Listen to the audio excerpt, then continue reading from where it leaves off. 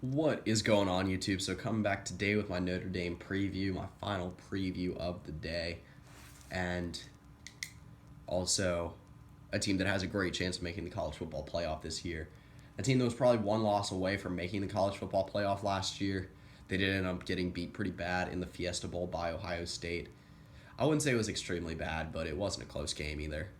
But anyway, move into my first of my three key players, and to start, I've got the defensive tackle, Jerry Tillery. So Notre Dame's defense, I think they lose 4 starters, maybe 5, but they do have some talent left along this defense. Jerry Tillery will be leading a defensive line that should still be good. Jay Hayes and Isaac Rochelle should be solid DNs on the outside, and then he'll be starting alongside Jaron Jones in the middle. So when you're talking about the heart and soul along the defense, I think you're looking at James Onwualu. There we go. James Onwualu. So they already lost Nick Watkins to injury. I don't know how long he'll be out for, but they're pretty thin at corner as is, so they can't really afford to lose anyone else along defense. I do think Jerry Tillery could be the best player along this defensive line. Probably will be an NFL draft pick after this season, though. So move on to my second key player, and I've got Malik Zaire. I do think Zaire will be the starter. Obviously, Deshaun Kaiser will be a key player if he does end up starting this year. Either quarterback that starts, though, excuse me, will have a short leash. I mentioned this earlier with South Carolina and BYU. Any team that has a quarterback battle heading into the year, obviously, you're going to have a short leash as a quarterback. Malik Zaire, though, will have weapons at almost every single skill position. I have faith in Durham Smith at tight end. I think he'll be a solid tight end this year, one of the better tight ends in the country. And then you also got Torrey Hunter Jr. and Equinemius St. Brown at wide receiver, 2 tremendous wide receivers. They do lose Will Fuller, which takes out a deep threat, but I think they will be able to recover from just having a lot of talent at wide receiver as a whole. And then obviously Taron Folston comes back at running back, so they shouldn't have too big of a loss after losing CJ Procise. That's the name I was looking for. But anyway, that brings me into my next key player, which is Taron Folston. If Notre Dame wants to have a successful season, then they're going to have a good running game. And that's not just up to Folston, that's up to Josh Adams, that's up to Dexter Williams. I don't think Notre Dame's a big team with running back by committee, but they're going to have to have multiple options. Obviously, Folston can be rather injury prone, missed the entire season last year to injury. But I think Folston still is one of the best running backs in the country coming back this year. Was supposed to be the starter last year before he went down with injury, and then CJ Procise ended up being all that and more. Ended up even being, I believe, a 5th-round draft pick. So moving to my 2 X factors for Notre Dame, and my first one is them staying healthy. I mentioned that earlier with Taron Folston going down. Jalen Smith obviously had trouble staying healthy along the defense last year. And this is a team that has the ability to make the college football playoff this year, but they're going to have to stay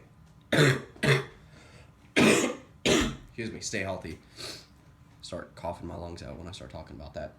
But anyway, my second key factor for them is a strong run defense. So I mentioned this earlier with Jerry Tillery. I think they will have a strong defensive line this year. Now, obviously, they're going to have to stay healthy. Guys like Jaron Jones, Jay Hayes, they're not extremely proven, but you're just going to have to hope. And it looked like, especially in the spring game, that they are strong options. So you just kind of got to hope that they're going to work out well. The linebacking core, in my opinion, is very strong. So that will help out. Even with the loss of Jalen Smith, I still think they got solid options. And they did have solid options last year behind him. So move into my trap game for Notre Dame. I think it's going to be Texas. Texas is a team that no one has any idea how they're going to come out and play this year. I think it has a lot to do with who they start at quarterback, if it's going to be Shane Bakeel or Tyron Swoops or Gerard Hurd. I think it should be Bakeel, but you know what, they might go with Hurd or Swoops as more of the safer option. But either way, I think it's going to be a hard team to prepare for.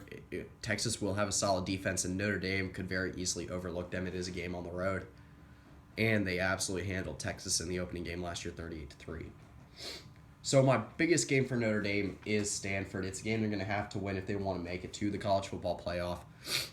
I think if they lose to the eventual, if Stanford wins, then probably the eventual Pac-12 champion, at least in my book, then they're probably going to be the fifth team ranked and the first one left out of the college football playoff. They have some very winnable games against big teams this year. NC State, Virginia Tech, Miami, Navy, Michigan State, Duke. There's quite a few.